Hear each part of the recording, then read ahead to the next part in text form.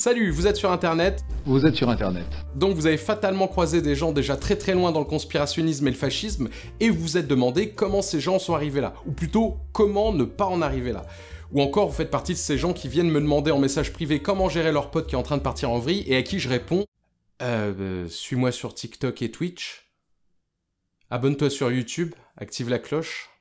Et ben dans les commentaires de ma dernière vidéo, je pense avoir trouvé quelqu'un qui illustre une partie du phénomène et qui apporte des réponses malgré lui, mais c'est d'autant plus intéressant.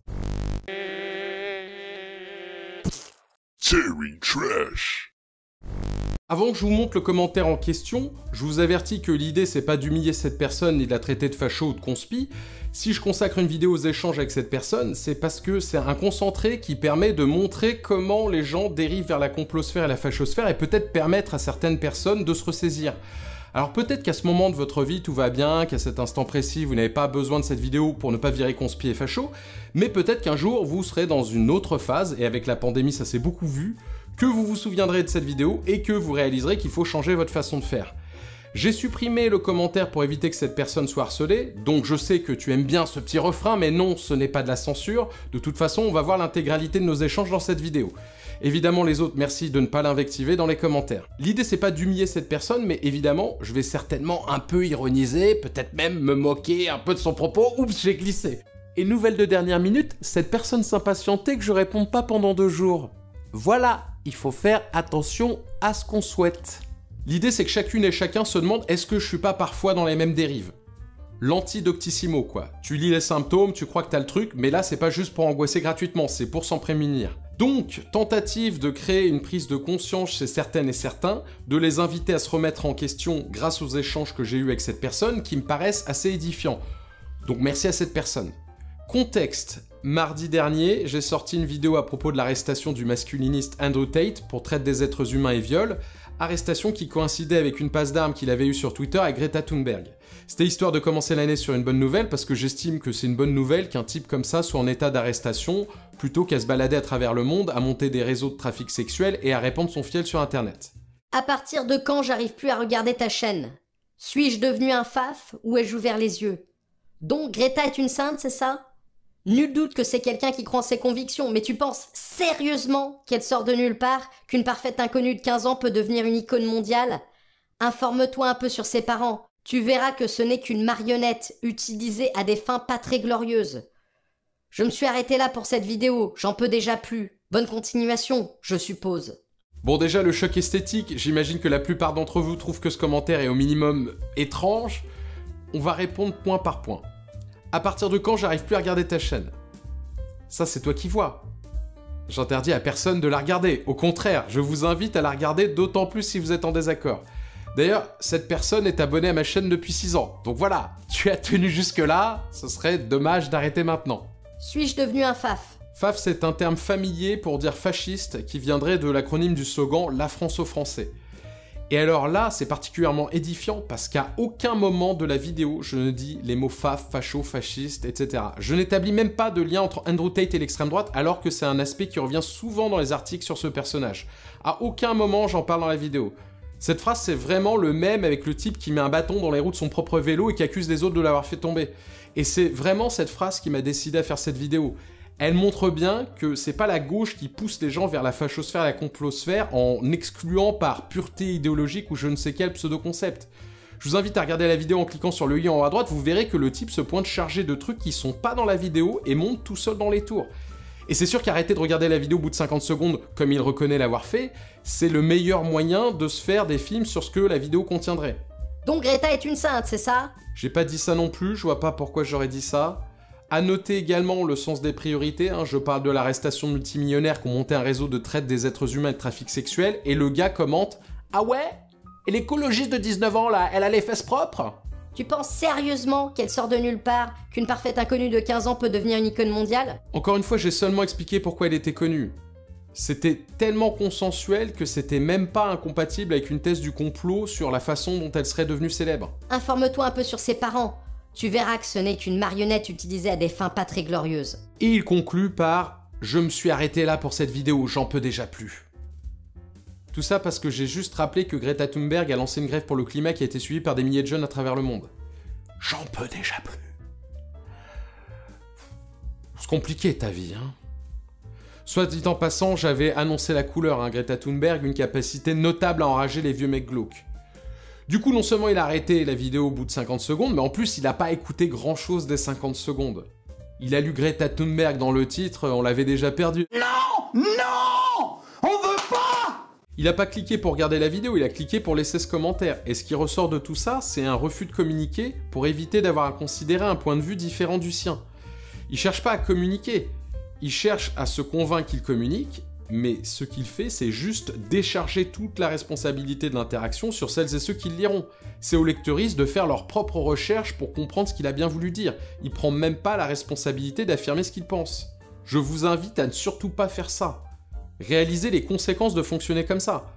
Les seules personnes qui vont vouloir poursuivre l'interaction, c'est les gens qui vont comprendre les allusions obscures. Donc, soit des gens dans les mêmes délires conspi qui vont l'entretenir dans ses thèses par un sentiment d'appartenance, de communauté, d'identité, et en validant les thèses en question, ah bah oui, nous on n'est pas des moutons, on a ouvert les yeux, soit des zététiciens bourrins et autres débunkers qui vont venir l'attaquer directement sur les croyances auxquelles il s'identifie, et qui vont aussi le renforcer dans ses croyances par le sentiment d'être persécuté parce qu'il détiendrait une vérité occulte. Tout ça pour montrer qu'il y a une stratégie inconsciente qui vise à éviter la remise en question en évitant la communication, ce qui évite aussi d'être confronté aux faits. Parce que si la personne énonce clairement sa conviction, elle prend le risque qu'on lui oppose des éléments qui entrent en contradiction avec ce qu'elle croit fermement. Et l'intégralité de l'échange semble confirmer ce que je vous dis. Une marionnette utilisée à des fins pas très glorieuses. Je t'invite à faire tes recherches sur ses parents, à moins que tu aies fait cette vidéo sans te documenter d'où vient Greta, bien évidemment. Je tente d'échanger, donc évidemment immédiatement attaque personnelle, comme quoi j'aurais pas bossé, histoire de faire dégénérer l'échange. Et encore une fois, le seul but de cette réponse, c'est de donner l'illusion d'une communication, parce que si on se penche sur le contenu, on réalise que ça n'a littéralement aucun sens. Je t'invite à faire tes recherches sur ses parents, à moins que tu aies fait cette vidéo sans te documenter. Il m'invite à faire des recherches uniquement dans l'optique où je les ai déjà faites. Je sais qui sont ses parents, mais détaille tes accusations au lieu de supposer que je n'ai pas travaillé et de parler en sous-entendu. Le fait qu'elle fasse des discours au WEF devrait te mettre sur la piste. Excusez-moi, est-ce que vous avez l'heure, s'il vous plaît? Oui. Est-ce que vous pouvez m'indiquer l'heure, s'il vous plaît? Il est l'heure qu'il était hier à la même heure. Si tu veux que les gens te comprennent, laisse tomber les énigmes et énonce clairement tes positions. Et sa réponse, c'est ce qu'il cherchait à éviter, des énoncés clairs mais absolument ridicules. Je vais pas tout lire à voix haute, mais je vous expose l'intégralité du chef-d'œuvre. Tu veux que je sois encore plus clair? C'est vrai que c'était limpide jusque-là. Oui, nous vivons dans une période où nous commençons tout juste à comprendre que nous avons flingué notre planète. La prise de conscience écologique est une bonne chose, mais les mascottes de cette prise de conscience, Al Gore, Greta Thunberg, poussent vers une société totalitaire, sous couvert d'écologisme. Fin de la propriété. Selon lui, la fin de la propriété serait totalitaire. Et oh là! Le régime totalitaire vous interdit de faire ça! Ah ouais? Et comment vous allez nous en empêcher? Attention, parce qu'on a des armes, hein! Bah nous aussi on a des armes! Parce qu'il n'y a pas de propriété, donc n'importe qui peut faire tourner des usines d'armes et se servir. Ah mince, on n'avait pas pensé à ça. Maudite soit Greta Thunberg! Il me semble que ni Greta Thunberg, ni Al Gore, dont la fortune est estimée à 300 millions de dollars, ne militent pour la fin de la propriété. Et comme je suis un totalitaire notoire, j'ajoute dommage. Parce que je fais un lien direct entre les problèmes écologiques et le fait que les 1% les plus riches détiennent la moitié des richesses mondiales et décident donc de ce qui est produit et de comment c'est produit. Il me semble qu'une vidéo sur Bilderberg, Davos, les Rothschild, Rockefeller, BlackRock ne serait pas du luxe. Mais dis donc, est-ce que le problème avec les noms que tu cites n'aurait pas un rapport avec la propriété? Je ne t'en dis pas plus, je te laisse faire tes propres recherches. Une société totalitaire, consommation d'insectes. Greta Thunberg est végane. Bon, ça aussi, tu le saurais si t'avais vraiment écouté les 50 premières secondes de ma vidéo. Hein. Et il y a de bonnes chances que le végétalisme soit plus intéressant pour l'environnement que l'élevage d'insectes. Mais bon, si tu veux pas manger d'insectes, je sais pas... voilà, finis tes brocolis. Trop totalitaire, peut-être. Ce que je constate, moi, c'est que les rares youtubeurs à oser dénoncer ça sont ceux qu'on traite de complotistes et de fachos, et que les bien-pensants, genre Thomas Durand ou toi-même, défendent le courant dominant et occultent complètement les réels dangers bien plus grands qui nous menacent. Ça va faire très plaisir à Thomas Durand, alias Assermandax de la Tronchambier, d'être mis dans la même catégorie que moi. Mais encore une fois, ce passage témoigne de l'obstination à refuser d'écouter le point de vue opposé, sachant qu'en plus, cette personne a commenté une vidéo où je parodiais Assermandax. Bon, le commentaire concernait 3 mots prononcés dans les 6 premières secondes, donc peut-être qu'il a pas vu le reste de la vidéo non plus. Allez tiens, de mon côté, je montre ma bonne volonté et ma capacité à réviser mon jugement. Je concède qu'Assermandax et moi pouvons être classés dans la catégorie des homo sapiens qui ne font pas d'AVC à chaque mention de Greta Thunberg. Mais bon, c'est vrai que le danger, c'est l'extrême droite et les fachos. Si t'as plus peur de l'entomophagique du fascisme, c'est soit que tu as beaucoup de mal à évaluer le danger, soit que tu es dans une situation très privilégiée. Tu préfères vivre pendant la Seconde Guerre mondiale ou manger des insectes? La Seconde Guerre mondiale, évidemment, hein. Certes, 50 à 85 millions de morts, mais quand je pense aux chips de grillon... De plus, je pense que pendant la Seconde Guerre mondiale et juste après, il y a des gens qui ont été obligés de manger des insectes. Et à mon avis, ils n'étaient pas cuisinés. Cette dernière partie, j'avoue que c'était un peu le défouloir, histoire de relâcher la tension de l'échange, parce que je veux bien tendre une main aux gens en train de partir en vrille, mais il y a aussi toute une partie de mon public qui est pas dans ce délire, et qui avait besoin de rigoler un coup après le ping-pong jeu de piste du malaise. Ce que j'essayais de montrer avec cette vidéo, c'est comment on s'enferme dans des délires conspi et oppressifs par entêtement et refus de communiquer, ou même d'écouter. Et aussi, beaucoup par orgueil et excès d'ego. Pour cette personne et les gens qui s'identifient à elle, c'est facile de rejeter la contradiction en y voyant uniquement du mépris ou de la bien-pensance. Mais je suis désolé, la façon dont on s'adresse à vous n'est pas la raison pour laquelle vous entrez en transe quand on évoque Greta Thunberg. De qui? Dernier exemple, dans sa dernière réponse, cette personne me demande « Tu veux défendre le peuple et éveiller les consciences ?»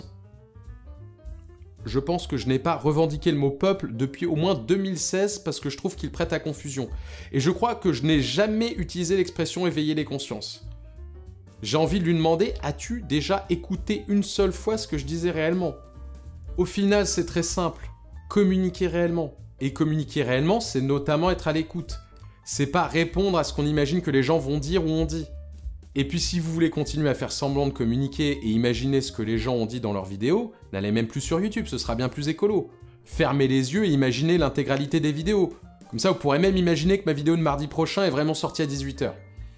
Bon, par contre, pour soutenir financièrement mon travail, là, impossible de l'imaginer. Hein. C'est un truc, bon, il faut le vivre. Hein. Ah bah non, ah, fais-le. Mais tu vas voir, le moment où tu cliques pour envoyer le type, c'est inimaginable.